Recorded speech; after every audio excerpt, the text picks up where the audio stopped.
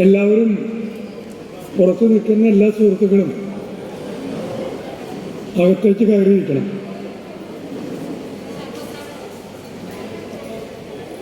വളരെ പ്രധാനപ്പെട്ട ഒരു സെഷനിലേക്കാണ് നമ്മളിപ്പോൾ പ്രവേശിക്കുന്നത്. അത് കാവ്യസംവാദമാണ്.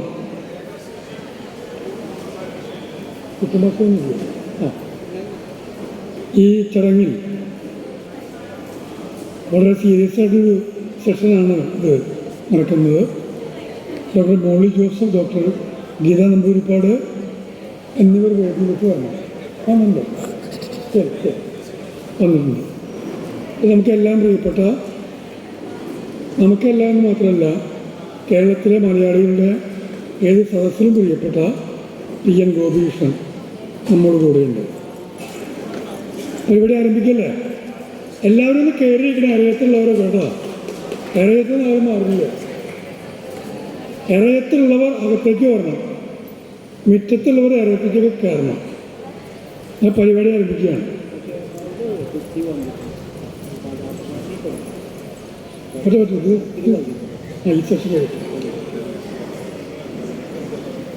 ഈ സെഷനെ പ്രധാന പ്രശ്നമായിരിക്കുക. യെസ്, മീറ്റിംഗ് ആരംഭിക്കുകയാണ്. സ്വാഗതം പറയുന്നവരെ നേരത്തെ ഞാൻ പറഞ്ഞു, നമ്മുടെ പ്രിയപ്പെട്ട കിട്ടൻ മാഷാണ് സ്വാഗതം പറയുന്നത്. യെസ്,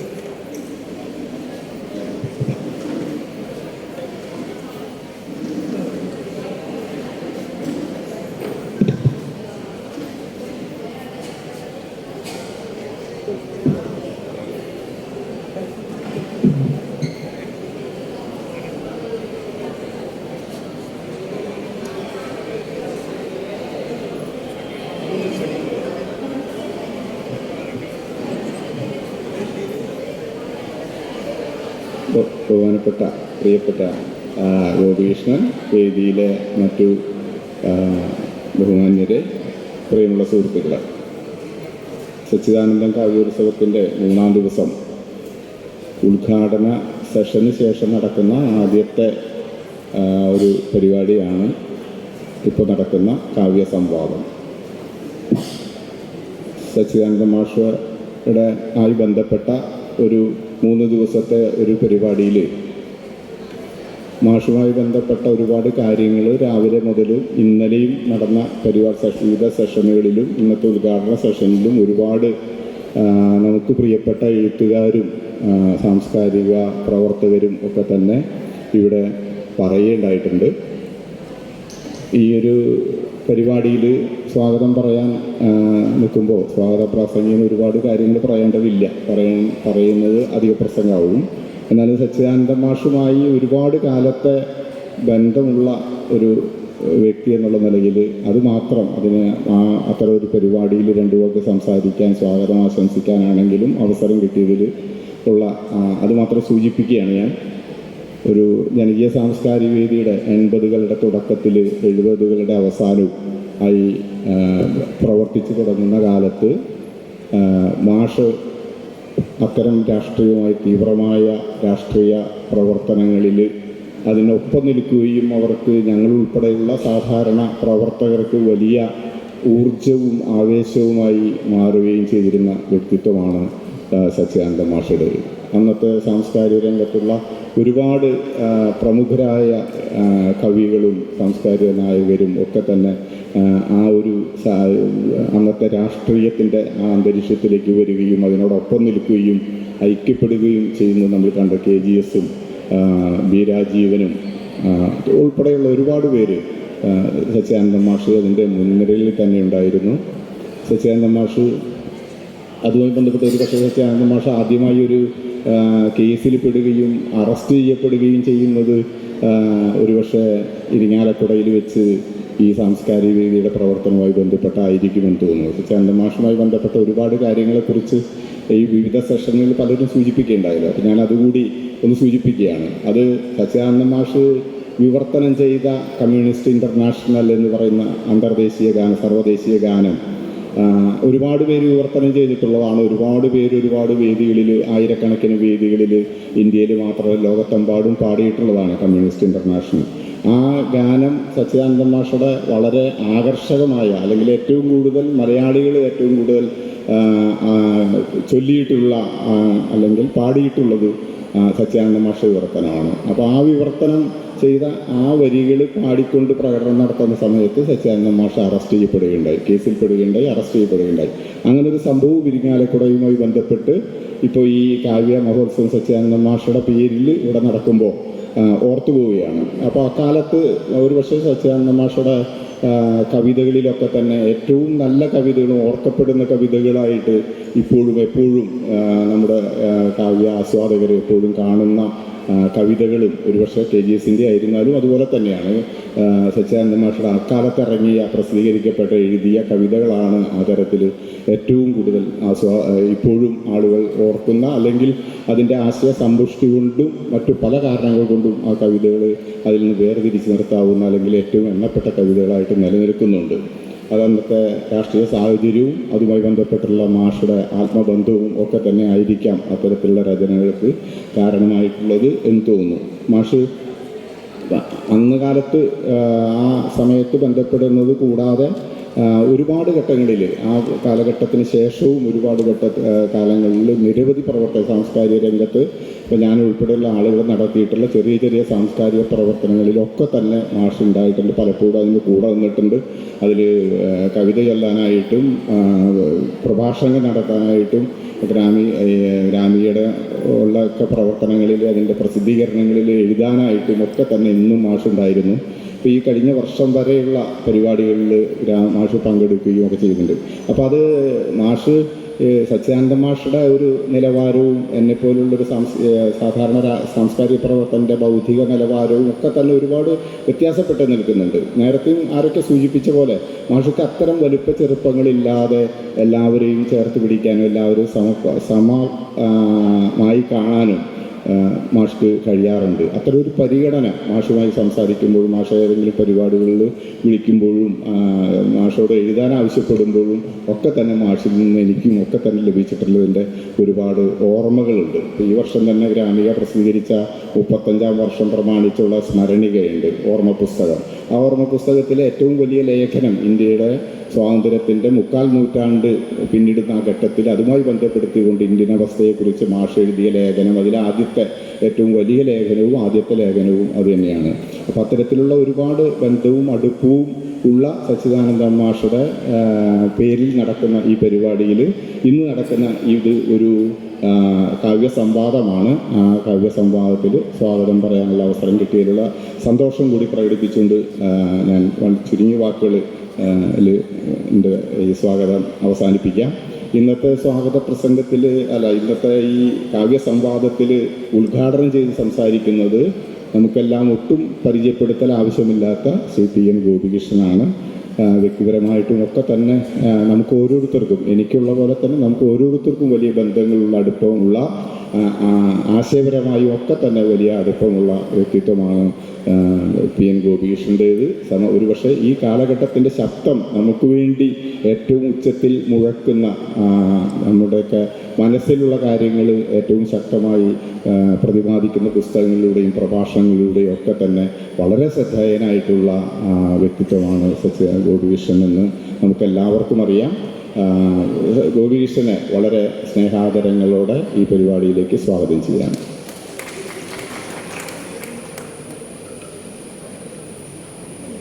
ഇവിടെ വിവർത്തന സാഹിത്യവുമായി ബന്ധപ്പെട്ടാണ് തുടർന്നുള്ള 2 പ്രബന്ധങ്ങൾ അവതരിപ്പിക്കപ്പെടുന്നത്. പ്രബന്ധങ്ങൾ അവതരിപ്പിക്കും ഡോക്ടർ മോളി ജോസഫും ഡോക്ടർ ഗീത നമ്പൂതിരിപ്പാടുമാണ്. വിവർത്തനം ഇത്തരം സച്ചിദാനന്ദ മാഷുമായി ബന്ധപ്പെട്ട ഒരു പരിപാടിയിൽ ഏറ്റവും ഗൗരവതരമായോ അല്ലെങ്കിൽ പ്രധാനപ്പെട്ടതായി ചർച്ച ചെയ്യപ്പെടേണ്ട ഒരു സെഷനും ഒരു വിഷയം തന്നെയാണ് വിവർത്തനം. സച്ചിദാനന്ദ മാഷെ പോലെ മലയാളത്തിലേക്ക് ലോക സാഹിത്യത്തെ, ലോക കവിതയെ വിവർത്തനം ചെയ്ത് കൊണ്ടുവന്ന നമുക്ക് അത് സമ്മാനിച്ച അത്തരം ഒരു വ്യക്തിത്വം ഒരു പക്ഷേ സച്ചിദാനന്ദ മാഷെ പോലെ മറ്റാരും ഉണ്ടായിരിക്കില്ല എന്ന് തോന്നുന്നു. ഇവിടെ നേരത്തെ ഉദ്ഘാടന സെഷനിലൊക്കെ ഒരുപാട് പേര് വളരെ കൃത്യമായി പറഞ്ഞിട്ടുള്ള കാര്യമാണ്. എത്രയെത്ര എണ്ണിയാലൊടുങ്ങാത്തത്ര കവിതകൾ, ലാറ്റിൻ അമേരിക്കൻ കവിതകളും ലോക സാഹിത്യത്തിലെ കവിതാ ലോകത്തിലെ ഏറ്റവും ശ്രേഷ്ഠരായ കവികളുടെ കവിതകളൊക്കെ തന്നെ, അതുപോലെ തന്നെ മറ്റ് കൃതികളും ഒക്കെ തന്നെ മലയാളത്തിലേക്ക് വിവർത്തനം ചെയ്തിട്ടുള്ള ആളാണ് സച്ചിമാഷ്. സച്ചിമാഷക്ക് വിവർത്തന സാഹിത്യത്തിനുള്ള ഒരു പുരസ്കാരം നൽകാനായിട്ട് ഞാൻ ഉൾപ്പെടുന്ന സംഘടനയ്ക്ക് കഴിഞ്ഞിട്ടുണ്ട്. വിവർത്തന സാഹിത്യ പുരസ്കാരം, ഒരുപാട് പുരസ്കാരങ്ങൾ. നേരത്തെ ആരോ സംസാരിക്കുമ്പോൾ 25 50 പുരസ്കാരം എന്നൊക്കെ പറഞ്ഞു കേട്ടോ. കഴിഞ്ഞ ദിവസം മാഷ് തന്നെ എഴുതി, ആരോ പറയുന്നത് കേട്ടു 75ാമത്തെ പുരസ്കാരമാണ് കഴിഞ്ഞ ദിവസം മാഷ്ക്ക് ലഭിച്ച ഏതൊരു പുരസ്കാരമെന്ന് മാഷ് വെറുതെ അങ്ങനെ സൂചിപ്പിക്കുകയുണ്ടായി അതിനകത്ത്. അപ്പോൾ എണ്ണിയാൽ ഒടുങ്ങാത്തത്ര പുരസ്കാരങ്ങൾ കവിതയ്ക്കും മറ്റു പഠനങ്ങൾക്കും മറ്റു ലേഖന സമാഹാരങ്ങൾക്കും ഒക്കെ കിട്ടിയിട്ടുള്ള കൂട്ടത്തിൽ വിവർത്തനത്തിന് അത്തരം ഒരു പുരസ്കാരം നൽകാൻ CK വാരംപോറ്റി മാഷയുടെ പേരിൽ പുരസ്കാരം നൽകാനുള്ള അതിൽ സഹകരിക്കാനും അതിനോടൊപ്പം നിൽക്കാനും എനിക്കും കഴിഞ്ഞിട്ടുണ്ട്. പിന്നെ വിവർത്തന സാഹിത്യത്തിന് ഞങ്ങൾ ഗ്രാമിക എന്ന സംഘടനയും ഇതേപോലെ തന്നെ പുരസ്കാരങ്ങൾ നൽകി വരുന്നുണ്ട്. കഴിഞ്ഞ വർഷവും ഈ വർഷം മങ്ങാട് രത്നാകരനും കഴിഞ്ഞ വർഷം CV രവികുമാറിനും ആ പുരസ്കാരം കൊടുത്തു. ആ പുരസ്കാരം നിർണ്ണയിക്കുന്നതിലും ഒക്കെ തന്നെ സച്ചിദാനന്ദ മാഷും ഗോപീഷനും അടക്കമുള്ള സമിതിയാണ്, നിർണയ സമിതിയാണ് ആ പുരസ്കാരം അതിനൊക്കെ തെരഞ്ഞെടുത്തത്. അപ്പോൾ അത്തരത്തിലുള്ള ഒരു വിവർത്തനവുമായി ബന്ധപ്പെട്ട് നിൽക്കുന്ന സച്ചിദാനന്ദ മാഷെ കുറിച്ചുള്ള ഒരു പരിപാടിയിൽ ഈ ഒരു വിഷയം, ഇത്തരം വിവർത്തനവുമായി ബന്ധപ്പെട്ട 2 പ്രബന്ധങ്ങൾ അവതരിപ്പിക്കപ്പെടുന്നത് ഏറ്റവും ഉചിതമാണ്. അതിൽ വിവർത്തകർ ഇവിടെ 2 പ്രഭാഷണങ്ങൾ നടത്തുന്നു. പ്രബന്ധങ്ങൾ അവതരിപ്പിക്കുന്നത് ഒന്ന് ഡോക്ടർ മോളി ജോസഫാണ്. മോളി ജോസഫ് ഒരു കേരളത്തിലെ വളരെ പ്രധാനപ്പെട്ട ഒരു നിലവാരത്തിലുള്ള ഒരു കോളേജിലെ ഇംഗ്ലീഷ് ഡിപ്പാർട്ട്മെൻറ്റിൻ്റെ തലവ എന്നുള്ള നിലയിൽ എൻ്റെ ഹെഡ് എന്ന നിലയിൽ പ്രവർത്തിച്ച് റിട്ടയർ ചെയ്ത് അതിന് ശേഷവും മറ്റൊരു കോളേജിൽ മറ്റൊരു പ്രൊഫഷണൽ രംഗത്ത് ദീർഘകാലം പ്രവർത്തിച്ചതിന് ശേഷമാണ് അവർ ഇപ്പോൾ എഴുത്തിൻ്റെ രംഗത്തേക്ക് കടന്നു വന്നിട്ടുള്ളതെന്ന് ഞാൻ അവരുമായിട്ട് സംസാരിച്ചപ്പോൾ മനസ്സിലാക്കാൻ കഴിഞ്ഞു. അത് അവർ ഇംഗ്ലീഷാണ് അവരുടെ വിഷയം, ഇംഗ്ലീഷ് സാഹിത്യമാണ് അവർ പഠിപ്പിച്ചുകൊണ്ടിരുന്നത് ദീർഘകാലം. പക്ഷേ ഇപ്പോൾ അവർ ഈ ഏതാനും വർഷങ്ങളുടെ ദീർഘകാലത്തെ പഠന അനുഭവങ്ങൾക്ക് ശേഷമാണ് അവർ എഴുത്തിലേക്ക് കടന്നു വരുന്നത്. സച്ചിദാനന്ദ മാഷയുടെ കവിതകൾ അവർ വളരെ താല്പര്യത്തോടുകൂടി വിവർത്തനം ചെയ്തിട്ടുണ്ട്. അതുമാത്രമല്ല, അവരെ എഴുതിയ ആദ്യത്തെ ഇംഗ്ലീഷിലാണ് അവർ കവിതകളെല്ലാം എഴുതിയിട്ടുള്ളത്. അവരുടെ കവിതകൾ ഇംഗ്ലീഷിലുള്ള നിരവധി ഗ്രന്ഥങ്ങൾ പ്രസിദ്ധീകരിക്കപ്പെട്ടിട്ടുണ്ട്. അതിൽ ആദ്യ കവിതാ സമാഹാരത്തിന് ആമുഖം അവതാരിക എഴുതി കൊടുത്തത് സച്ചിദാനന്ദ മാഷാണ്. അത്തരം കാര്യങ്ങൾ അവർക്ക് അത്തരത്തിലുള്ളൊരു ബന്ധം സച്ചിദാനന്ദ മാഷായിട്ടുണ്ട്. അവർ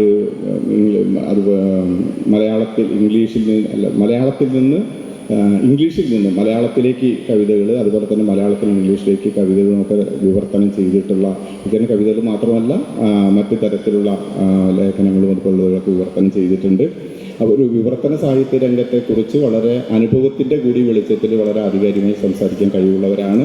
അവരെ ഡോക്ടർ മോളി ജോസഫിനെ വളരെ ആദരപൂർവ്വം ഈ പരിപാടിയിലേക്ക് സ്വാഗതം ചെയ്യുകയാണ്.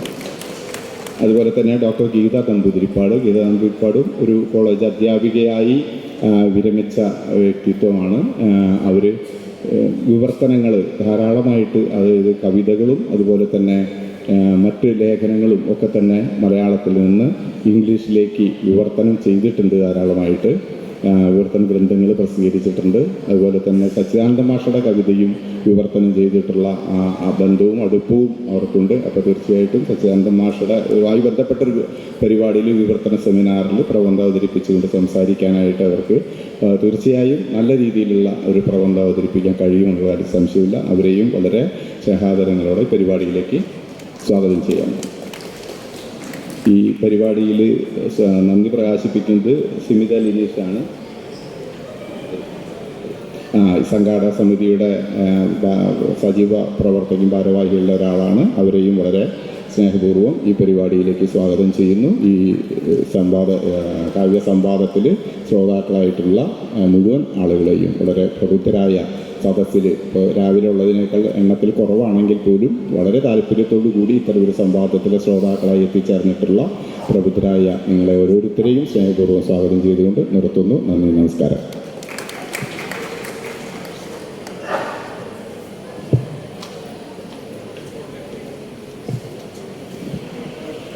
കാവ്യസംവാദത്തിൽ അധ്യക്ഷത നിർവഹിക്കുന്നതിനായി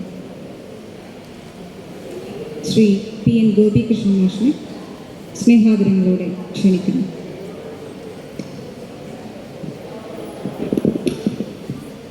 ബഹുമാനപ്പെട്ട ഇട്ടം മാഷ്, വർഗീസ് ആൻ്റണി, മോളി ജോസഫ്, ഗീത നമ്പൂരിപ്പാട്, മറ്റ് പ്രിയപ്പെട്ടവർ, എന്നെ സംബന്ധിച്ചിടത്തോളം ഈ ഓഡിറ്റോറിയം വളരെ പ്രധാനപ്പെട്ട ഒരു സ്ഥലമാണ്. കാരണം എൻ്റെ ജീവിതത്തിൽ ആദ്യമായി ഒരു കവിത ആലപിച്ചത് ഈ ഓഡിറ്റോറിയത്തിൽ നിന്ന് ആണ്. 1983 മുതൽ 85 വരെ ഞാനിവിടെ പ്രീ ഡിഗ്രിക്ക് പഠിച്ചിരുന്നു. ആ കാലത്ത് സച്ചിമാഷ് ഇവിടെ ഉണ്ടായിരുന്നു. സച്ചിമാഷ് ഇവിടുത്തെ അധ്യാപകനായിരുന്നു. സച്ചിമാഷ് ഇവിടെ ഉണ്ടെന്നുള്ളതാണ് ഈ കോളേജിൽ തന്നെ ചേരണം എന്ന് എന്നെ പ്രേരിപ്പിച്ച ഒരു പ്രധാനപ്പെട്ട ഘടകം.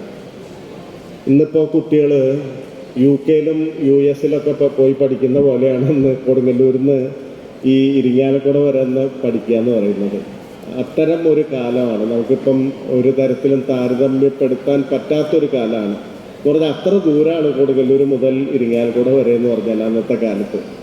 പക്ഷെ സച്ചിമാഷ് ഇവിടെ ഉണ്ട് എന്ന് പറയുന്നത് വളരെ പ്രധാനപ്പെട്ട ഒരു ഘടകമായിരുന്നു. ഞാൻ ഈ കോളേജിൽ വന്ന് ചേരുന്നു, പ്രീ ഡിഗ്രിക്ക് ചേരുന്നു.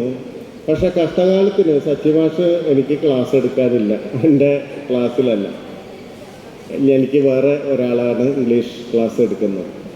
പക്ഷേ അന്ന് ഈ ഇപ്പോഴത്തെ പോലത്തെ ഒരു കാലമല്ലാത്തത് കൊണ്ട് സച്ചിമാഷിൻ്റെ ക്ലാസ്സിൽ നുഴഞ്ഞു കയറി ഇരിക്കാൻ സാധിച്ചിട്ടുണ്ട്.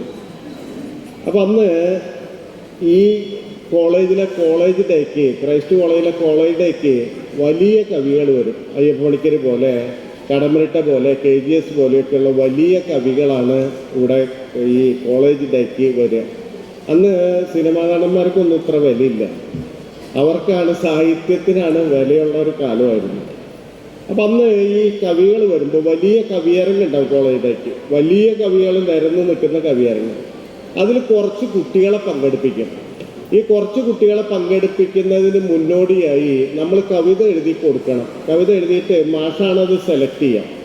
അപ്പം ഞാൻ ഈ സച്ചിമാഷിൻ്റെ ഫാനായിട്ടാണ് ഈ കോളേജിൽ ചേരുന്നതെങ്കിലും ഈ കുഗ്രാമത്തിൽ നിന്ന് വരുന്നതുകൊണ്ട് ഈ എന്താ പറയുക, നമ്മുടെ ഒരു സർക്കാർ സ്കൂളിലൊക്കെ പഠിച്ച് വരുന്ന ഒരാളായതുകൊണ്ട് നിഴലിൽ മറ്റൊരു നിഴലായി, വൈലോപ്പിള്ളിയുടെ ഭാഷയിൽ പറഞ്ഞ നിഴലിൽ മറ്റൊരു നിഴലായിട്ടാണ് ഇവിടെ കഴിയുന്നത്.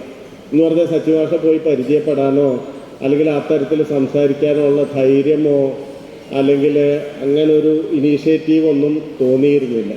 അപ്പോൾ ഇങ്ങനെ നിഴലിൽ മറ്റൊരു നിഴലായിട്ട് കരുതുകയാണ്. പക്ഷേ ഈ കോളേജിൽ വന്നപ്പോൾ ഈ പറഞ്ഞ പോലെ കുത്തിക്കുറിക്കുന്ന ശീലം ഉള്ളതുകൊണ്ട് ഇങ്ങനെ കൊടുക്കുകയുണ്ടായി, കവിത കൊടുക്കുകയുണ്ടായി, മാഷിൻ്റെ ആ ഡിപ്പാർട്ട്മെൻറ്റിൽ കൊണ്ട് കൊടുക്കുകയുണ്ടായി. അപ്പോൾ തലേ ദിവസമാണ് ഈ നോട്ടീസ് ബോർഡിൽ തിരഞ്ഞെടുത്ത കുട്ടികളുടെ പേരിടുക. അത് 5 ആളൊക്കെയാണ് തിരഞ്ഞെടുക്കുക. അപ്പം അന്ന് തലേ ദിവസം നോക്കിയപ്പോൾ എൻ്റെ പേരുണ്ട്. അപ്പം തൊട്ട് കയ്യും കാലും മറക്കാൻ തുടങ്ങി. കാരണം അയ്യപ്പണിക്കർ സാറാണ് അന്ന് ഈ കവിയരങ്ങ് ഉദ്ഘാടനം ചെയ്യുന്നത്.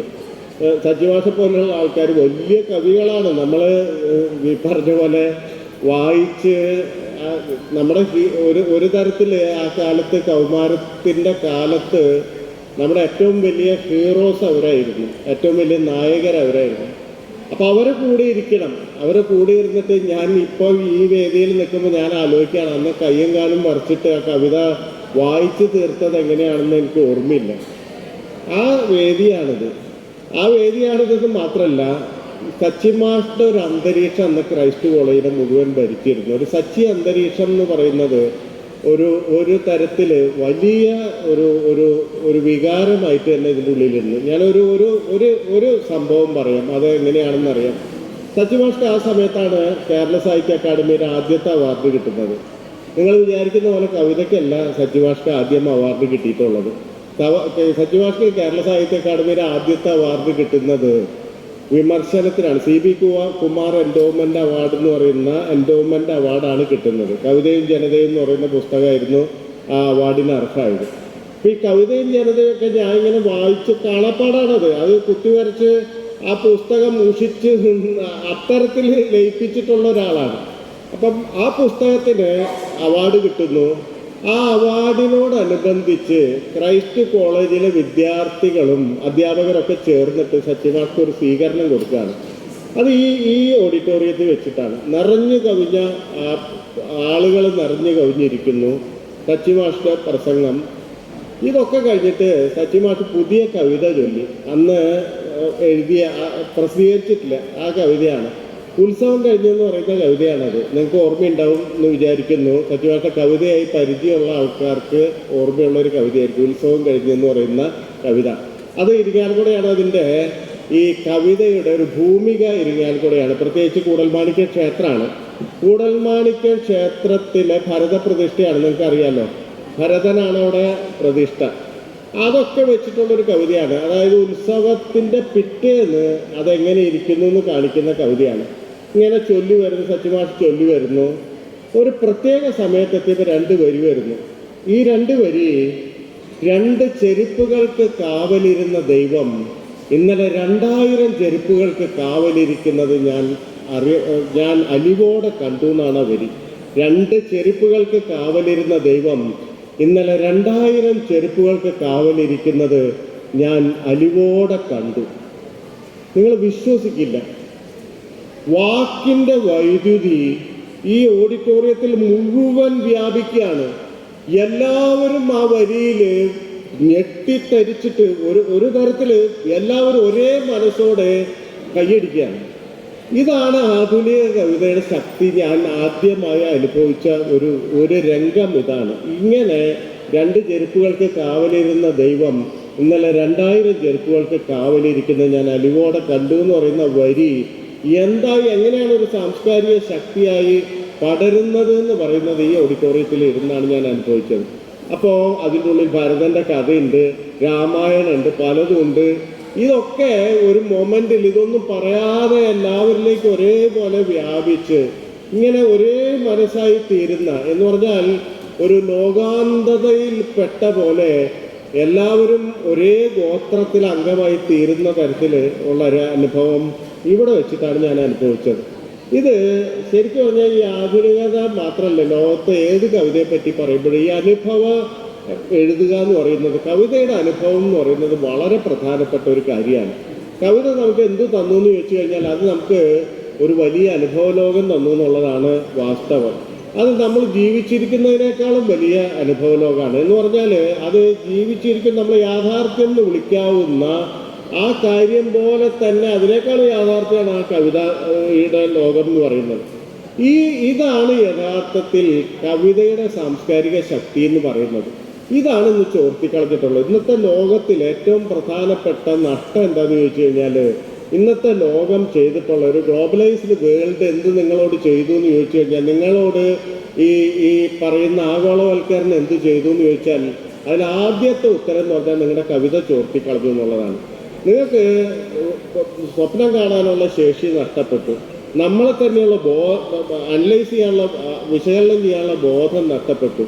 നമ്മളും പുറമേയുള്ള ആളുകളും തമ്മിലുള്ള ബന്ധം എന്താണെന്ന് കൃത്യമായിട്ട് നിർവചിക്കാനുള്ള ശക്തിയും നഷ്ടപ്പെട്ടു.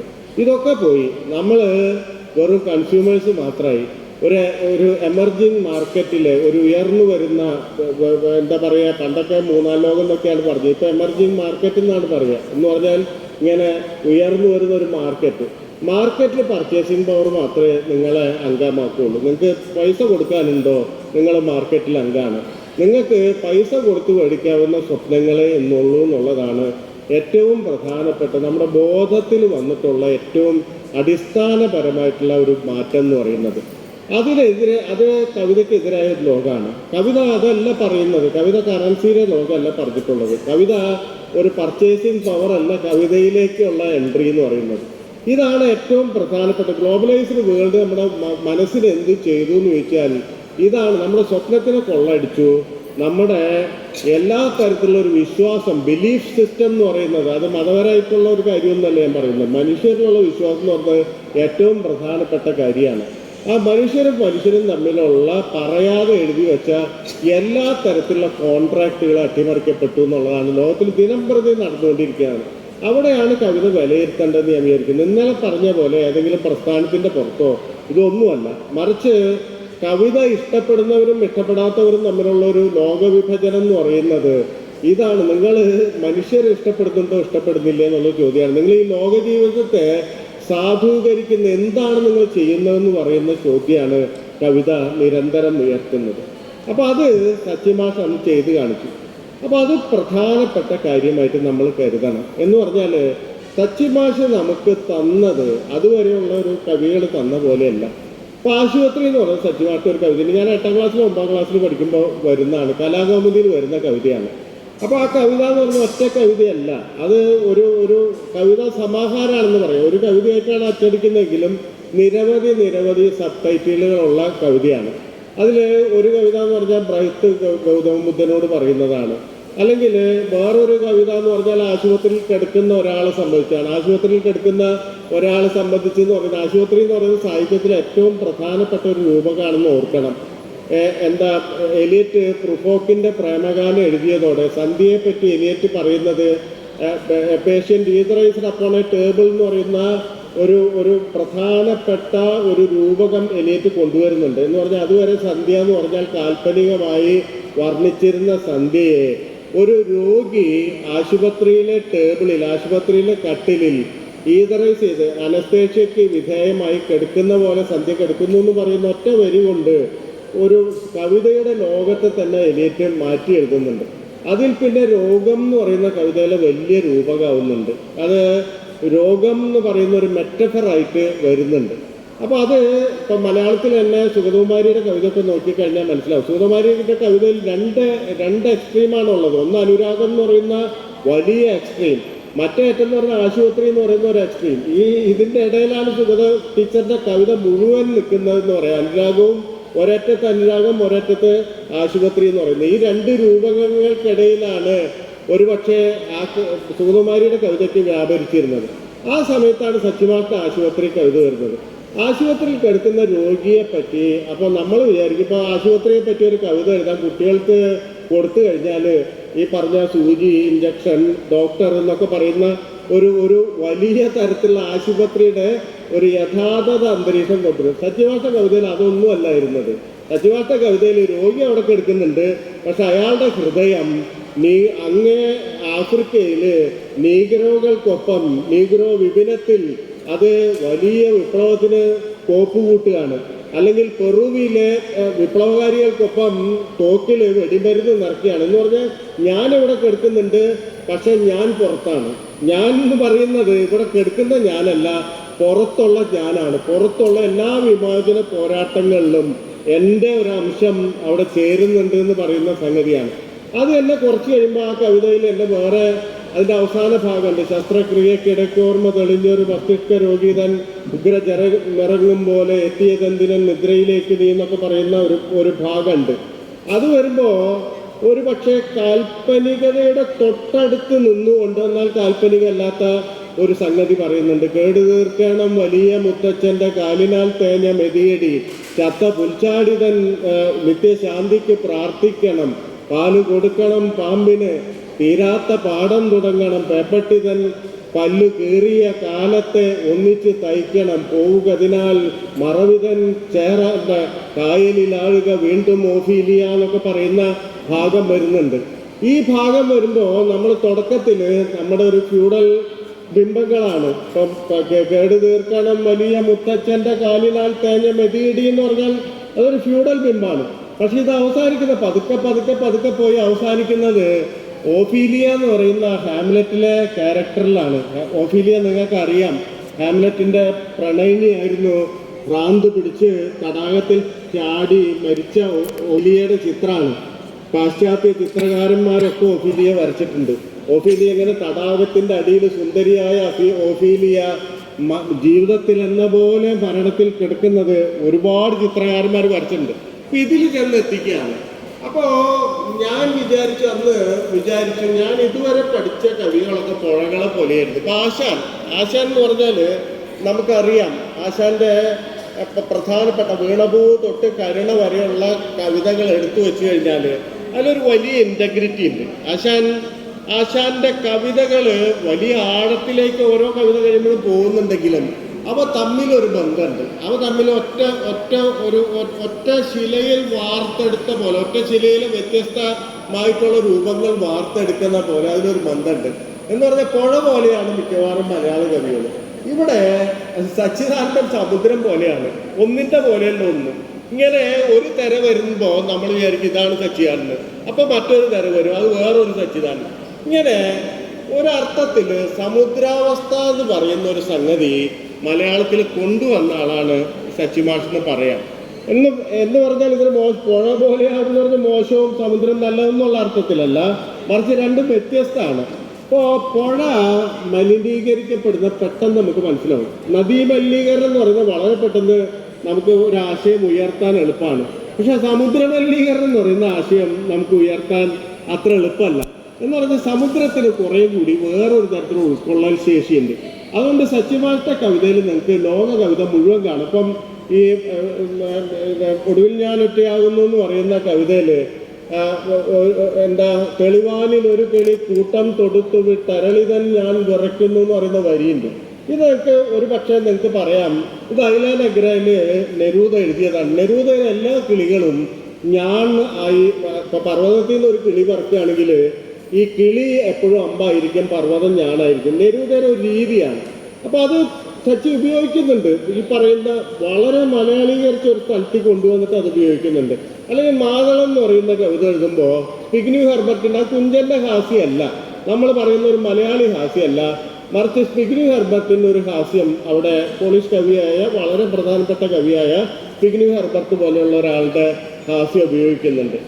അല്ലെങ്കിൽ അങ്ങനെ നോക്കുമ്പോൾ പലതരത്തിൽ ഇപ്പം ആഫ്രിക്കൻ കവിതയിലെ ചില തരം രീതികൾ മലയാളീകരിക്കുന്നുണ്ട്. അല്ലെങ്കിൽ ലോകത്തുള്ള എല്ലാ തരം കവിതകളെയും മലയാളത്തിലേക്ക് പാരമ്പര്യങ്ങളെ കൂട്ടിക്കൊണ്ടുവരുന്നുണ്ട്. ഇത് വളരെ പ്രധാനപ്പെട്ട കാര്യമായിട്ട് നിങ്ങൾ മനസ്സിലാക്കണം. എന്ന് പറഞ്ഞാൽ ഒരു ഭാഷ അതിൻ്റെ ഏകാന്തതയിലേക്ക് ചുരുങ്ങുമ്പോൾ, അത് അതിൻ്റെ ഉള്ളിൽ തന്നെ അടഞ്ഞു തീരുമ്പോൾ മറ്റു ഭാഷകളുമായിട്ടുള്ള പാരസ്പര്യമാണ്, മറ്റ് മനുഷ്യരുമായിട്ടുള്ള ഇടപെടൽ പോലെ തന്നെ പ്രധാനപ്പെട്ടതാണ് ഒരു ഭാഷയ്ക്ക് മറ്റു ഭാഷകളായിട്ടുള്ള ഇടപെടൽ എന്ന് പറയുന്നത്. ഇതുവഴിയാണ് ലോകത്തിലെ എല്ലാ ഭാഷയും വലുതായിട്ടുള്ളത്, എല്ലാ കവിതകളുടെയും ഭാഷ വലുതായിട്ടുള്ളത്. അത് സച്ചി രാവും പകലും ഇരുന്ന് ചെയ്തിട്ടുണ്ട്. അത് വളരെ പ്രധാനപ്പെട്ട കാര്യമായിട്ട് നമ്മൾ എഴുതി വെക്കേണ്ട കാര്യമാണ്. എന്ന് പറഞ്ഞാൽ മലയാളത്തിൻ്റെ ഏകാന്തതയെ അത് വിമോചിപ്പിക്കുന്ന ഒരു എഴുത്ത് ഭാഷയിലേക്ക് സച്ചി കൊണ്ടുവരുന്നുണ്ട്. അത് പകർത്തലല്ല, അത് വേറൊരു തരത്തിൽ ഈ പറഞ്ഞ പോലെ അനുകരണമല്ല, മറിച്ച് ഒരു ഒരു ഒരു ഒരു ഭാഷയുടെ സംസ്കാരത്തെ മറ്റു ഭാഷയുടെ സംസ്കാരവുമായിട്ട് ഒന്നിച്ച് വെക്കലാണ്. അതേസമയം ഇതൊക്കെ തന്നെ നടക്കുന്ന മലയാളത്തിൻ്റെ ഒരു വലിയ മൂശയിലാണെന്നും കൂടി മനസ്സിലാക്കണം. ഇതാണ് ആധുനികതയിൽ നടന്നിട്ടുള്ള ഏറ്റവും പോസിറ്റീവായിട്ടുള്ള വശം എന്ന് പറയുന്നത്. എന്ന് പറഞ്ഞാൽ നമ്മളെ തന്നെ കെട്ടിപ്പിടിച്ചിരിക്കരുത്, നമ്മൾ ലോകത്തെയാണ് ആശ്രയിക്കേണ്ടതെന്ന് നമുക്ക് പറഞ്ഞു തന്നത് ആധുനികതയാണ്. അതിനുള്ളിൽ പലതരത്തിലുള്ള വിമർശനങ്ങൾ നമുക്ക് കൊണ്ടുവരാം, പലതരത്തിലുള്ള പിൽക്കാലത്ത് നിന്നുകൊണ്ട് എല്ലാ കാലത്തും ചെയ്യുന്ന പോലെ ഭൂതകാലത്ത് നമുക്ക് അത് ശരിയായില്ല ഇത് ശരിയായില്ല എന്നൊക്കെ പറയാം. പക്ഷെ സാധ്യത എന്ന് പറയുന്നത് അത് നമുക്ക് തന്നിട്ടുള്ള ഏറ്റവും പ്രധാനപ്പെട്ട കാര്യമാണ്. അതുകൊണ്ട് സച്ചി ചെയ്തിട്ടുള്ളത്, പ്രത്യേകിച്ച് 70-കൾ തൊട്ട് സച്ചി ചെയ്തിട്ടുള്ള മലയാള ഭാഷ ചെയ്തിട്ടുള്ളതിന് സമാനമായ ഒന്ന് ലോകഭാഷയിൽ പോലും നമുക്ക് കണ്ടുപിടിക്കാൻ പറ്റില്ല. അത്രമേൽ അഗാധമായി മലയാളത്തിൻ്റെ ഒരു സർഗാത്മകതയെ അത് അങ്ങേയറ്റം വികസിപ്പിച്ചിട്ടുണ്ട്. അത് വിവൃതമാക്കിയിട്ടുണ്ട്. അങ്ങേയറ്റം അത് ഏത് സ്ഥലത്തേക്കും വളരെ ആധുനികമായി കടന്നു ചെല്ലാൻ പറ്റുന്ന വിധം കണ്ടംപറൈസ് ചെയ്തിട്ടുണ്ട്, സമകാലീനവൽക്കരിച്ചിട്ടുണ്ട്. അതുകൊണ്ട് നമ്മളൊക്കെ ഒരു കാലത്ത് 90കളിലെ കവിത, ഞാനൊക്കെ എൻ്റെ തലമുറയൊക്കെ സാധാരണ പറയുക ആധുനികത എന്ന് പറയുന്നതിൽ നിന്ന് വിട്ടെഴുതിയതാണെന്നൊക്കെ നമ്മൾ വലിയ വീമ്പൊക്കെ അടിച്ചിട്ടുണ്ട്. അത് ഏകശിലാത്മകമായ ഒന്നാണ് ആധുനികത എന്നൊക്കെ പറയാൻ ശ്രമിച്ചിട്ടുണ്ട്. ഇതൊന്നുമല്ല, ആധുനികത വളരെ ബഹുസ്വരമായ ഒന്നായിരുന്നു. അത് ഒരു വിച്ഛേദം കൂടിയല്ല. അതിപ്പോൾ സച്ചിയുടെ കവിത നോക്കി കഴിഞ്ഞാൽ സച്ചിയാണ് ഏറ്റവും കൂടുതൽ ഈ മുമ്പേ പോയ കവികളെ പറ്റി എഴുതിയിട്ടുള്ളത്. ഇപ്പോൾ സുഗതകുമാരിയെ പറ്റി എഴുതിയിട്ടുണ്ട്, അല്ലെങ്കിൽ ഇടശ്ശേരിയെ പറ്റി എഴുതിയിട്ടുണ്ട്, വൈലോപ്പിള്ളിയെ പറ്റി എഴുതിയിട്ടുണ്ട്, വള്ളത്തോളിനെ പോലും സച്ചി എഴുതിയിട്ടുണ്ട്. അപ്പം അതുകൊണ്ട് അത് പാസ്റ്റിനെ റീഡിഫൈൻ ചെയ്യാന്ന് പറയുന്ന ഒരു പ്രവൃത്തിയാണ് ഏറ്റെടുത്തിരുന്നത്, അല്ലാതെ പാസ്റ്റിൽ നിന്ന് മാറി നിൽക്കുക എന്ന് പറയുന്ന ഒരു പണിയല്ല. അപ്പം അതുകൊണ്ട് ഇങ്ങനെ ഒരു സമ്മേളനത്തിൽ ഇങ്ങനെ ഒരു 3-4 വാചകം എൻ്റെ ജീവിതത്തിൽ, സർഗാത്മക ജീവിതത്തിന് തുടക്കം കുറിച്ച അതേ സ്ഥലത്ത് വെച്ച് ഇങ്ങനെ സംസാരിക്കാൻ വിളിച്ചതിൽ എനിക്ക് വലിയ സന്തോഷമുണ്ട്. ഇതിങ്ങനെ പറഞ്ഞാൽ എത്ര നേരം വേണമെങ്കിലും പറഞ്ഞിരിക്കാം. ഈ ഒരു സന്ദർഭത്തിന് യോജിച്ച വിധത്തിൽ ഞാനിവിടെ നിർത്തുകയാണ്. വളരെ നന്ദി.